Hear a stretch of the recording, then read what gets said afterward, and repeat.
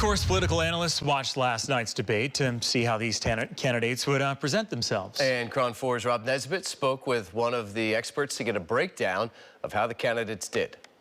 So many eyes were on last night's governor's debate, including political analyst Scott Drexel.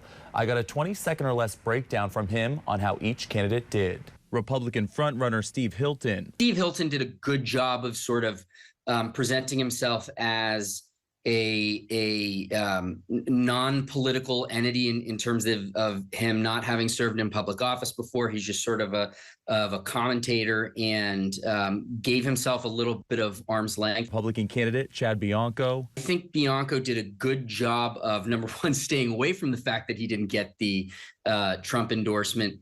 And two, being consistent on keeping the focus on current Democratic leadership rather than attacking Hilton or attacking any of the other Democrats on stage, other than to say they're not offering anything any different from what current Democratic leadership is. Democrat frontrunner Tom Steyer. Laser focused on reminding everybody that he's the front runner and why he's the front runner. I probably half a dozen times said, I'm the change agent.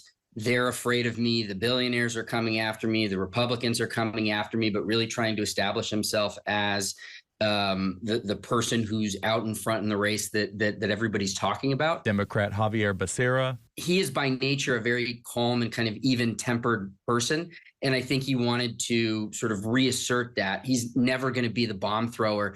But I think that can kind of be a challenge when you're standing next to two Republicans who are just throwing haymaker after haymaker. And Democrat Katie Porter. She was the only one who got the message that if something doesn't change, the current makeup of the field will just kind of drift along till Election Day. So she was much more on the attack than any of the other candidates. She hit Tom Steyer frequently. She hit Javier Becerra. She hit Mahan. And Democrat Matt Mahan. He mentioned that he's the mayor of San Jose, but he kept reiterating it and reiterating it and reiterating it. But I think that's sort of staying within his lane and saying, I have a positive use case that I can keep pointing to, rather than getting dragged into theoretical arguments or defending people's record outside of his own. Drexel says there was a clear lack of fireworks when it comes to the candidates going head-to-head on issues. Moving forward to election night, he says each one has to do a better job differentiating themselves from the pack.